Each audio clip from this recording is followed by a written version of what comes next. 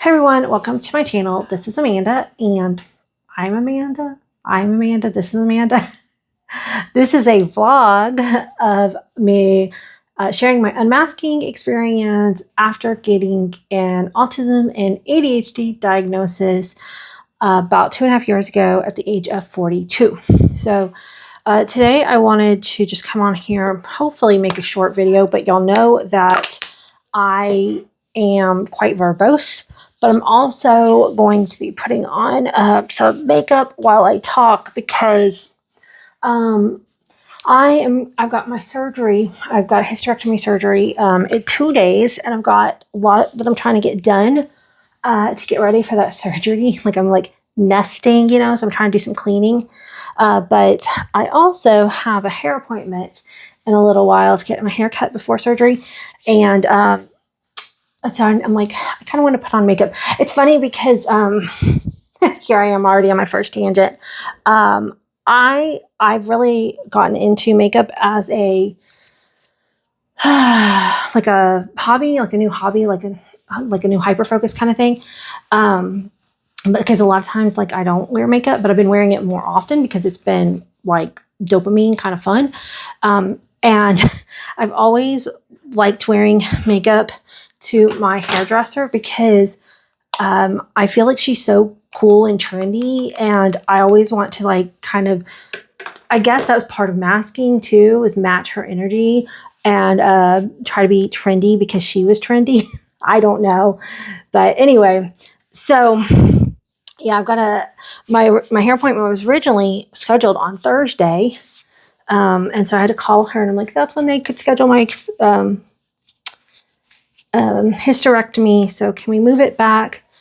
And so I've got it today because I wanted to get it cut again because I don't know how I'm going to be feeling for a couple weeks. And I've been trying to keep it short. I like this short haircut on me, but it is starting to drive me bonkers because this keeps like falling in my eye. It's really heavy. Anyway, so I kind of wanted to come on here and talk about why I'm getting hysterectomy and a little bit about like kind of my experience because autism played a big role into it. And I think it's also really kind of important for people to talk about things like hysterectomies. Did you know like the reason why the Susan whatever breast cancer foundation started was because the word breast was not, you couldn't say the word breast in public. And so people with breast cancer couldn't talk about their cancer without getting kind of like shamed and shunned. So one of the reasons why they started that foundation was to destigmatize the word breast because it's just part of the body. And it's important to have words to talk about things like that. So I grew up in a time period where I was told, you don't talk about periods and, uteruses and things like that. But I think it's really important to know these things. So anyway, so I've been wanting a hysterectomy for medical reasons and also for just personal reasons. And I'm kind of like nervous about it because I don't want to take it lightly. It's a major surgery. And I'm really nervous about the recovery. But I think getting this surgery is going to be very beneficial to me. So I've got a hair sticking up there. Okay, hold on. I'm going to gather my thoughts for a second. Okay, so I want to like kind of be clear about something. So I got diagnosed PCOS last year, even though I've had it for many, many years, but just didn't get a diagnosis. Again, I think that relates to my autism, and I'm going to go into that. But hysterectomy isn't necessarily a treatment for PCOS, and that's where like my first OBGYN and I had like this big miscommunication. But a lot of people with PCOS will get a hysterectomy. So I do have like really heavy bleeding and a lot of pain associated with having PCOS and like heavy cramps. So that those reasons can lead to someone deciding to get a hysterectomy. And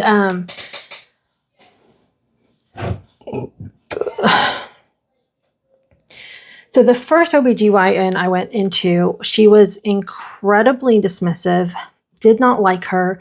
Within minutes, I'm like, this is I need to get out of here.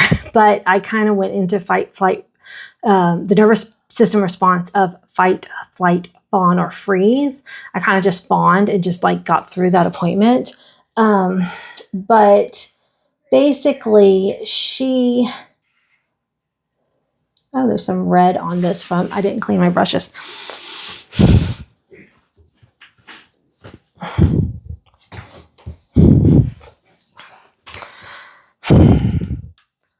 So when I went in there, for one thing, she didn't think I had PCOS.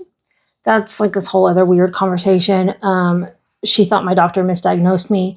I think it's because a lot of autistic people don't present textbook for things, because even though autism is, associated with the brain, there have been many, many new studies coming out showing the high comorbidity rates of autism and other body things like hypermobility.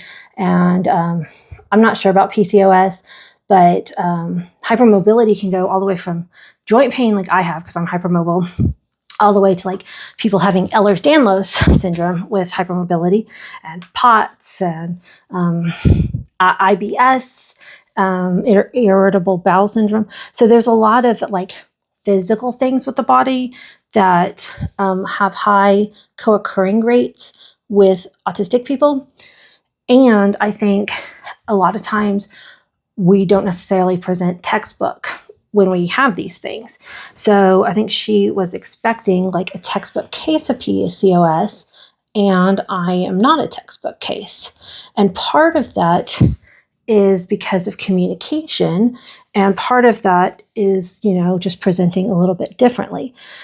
So when I was communicating my level of like pain and how heavy my periods were and things like that,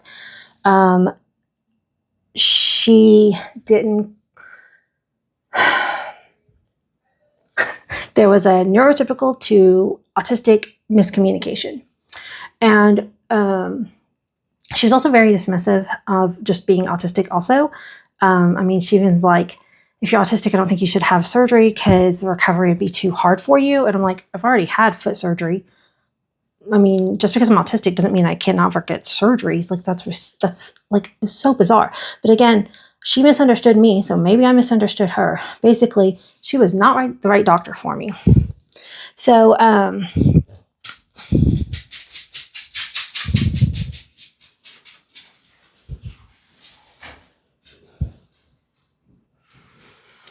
So after I left that OBGYN, I went and checked back in with my general practitioner. And my general practitioner is also autistic, ADHD herself. Or at least I know she's autistic. I think she's also ADHD. I don't really remember on that for sure.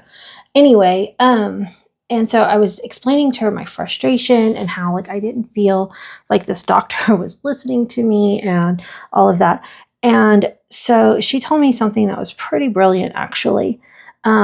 She said that a lot of autistic people, and I have to say a lot, not everyone, because we are not a monolith, but a lot of autistic people don't communicate pain the same way as an allistic person would, because a lot of times, like partially due to like poor support systems in our country, especially if you are undiagnosed, we've learned to push past pain and push past discomfort to a level where neurotypical people don't do that.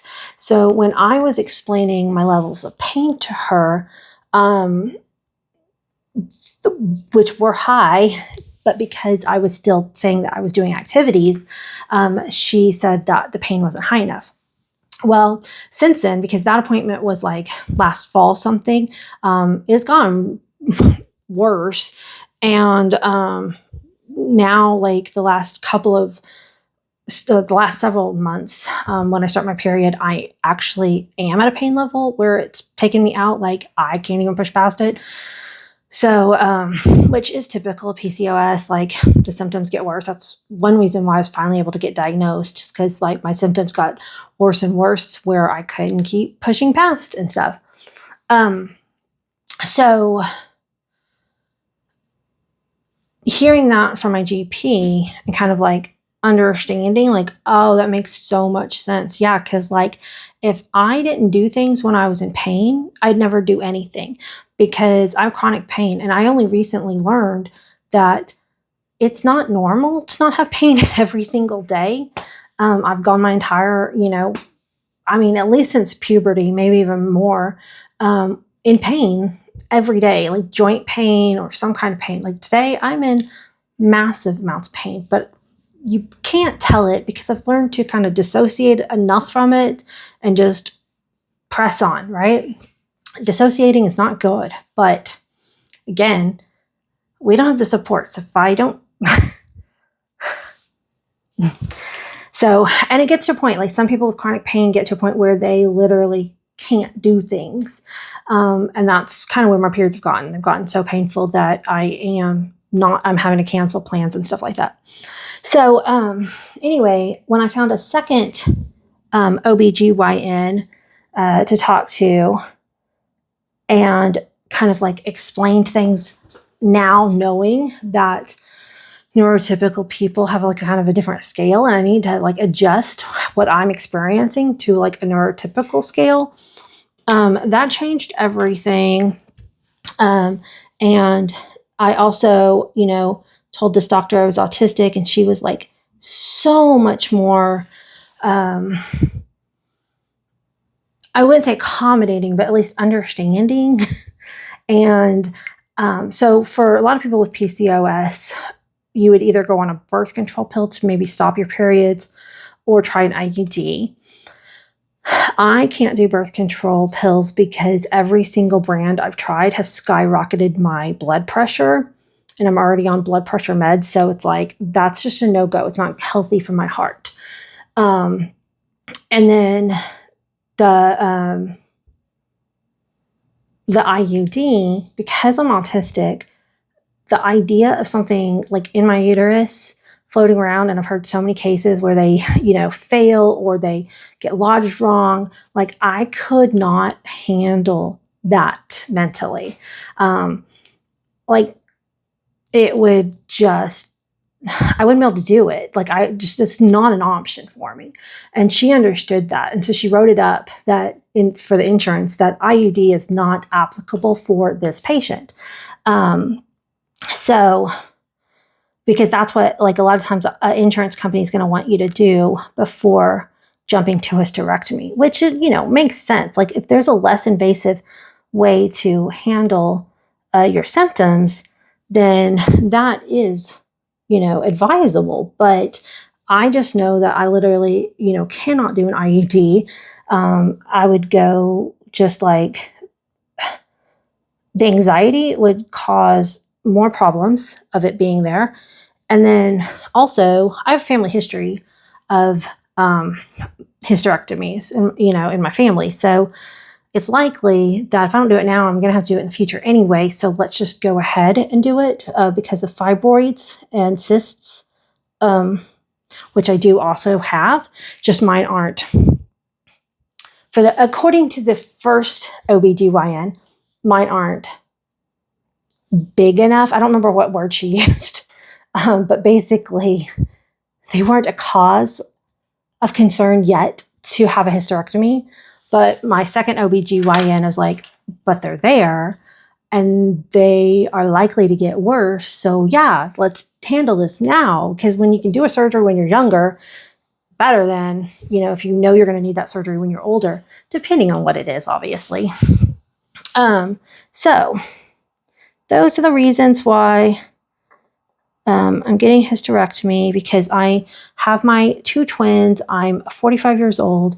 I'm 100% done having kids. I would not want more kids, even if I was younger. for many reasons. One being that I now know that I'm autistic, and my window of tolerance from sensory and all of that, like, there's no way I could handle another child at this age. So this is going to be a good thing. I'm really, really nervous about the recovery, but it'll be okay. I've got a support system. Husband's here. Kids are teens. They can help. And my book club is bringing me meals. So that's all good. So I'm going to do a couple more finishing touches on my face, put some lipstick on, and then I'll wrap up this video. Here we go. I didn't put any blush on today. Here we go. I still need to go get dressed, but I'll do that after I finish this video. I just wanted to say thank you for watching. I don't know when I'll put up my next video. Depends on how the recovery goes and how I feel. The next one might be from my bed, which actually I'm going to make a little desk down here. My couch is legit comfortable. It's where I recovered from my foot surgery. So I'm going to spend the first couple nights at least downstairs. And so, yeah, wish me luck. It's on Thursday. I don't know what time yet. And I don't remember if I said this at the beginning of the video, but none of this is medical advice. This is all from my personal experience, my lived experience, and every single person is going to be different as it comes to, needing a surgery or not. So I shouldn't have to say that, but I'm just putting it in here just to be careful. So until the next video, guys, bye.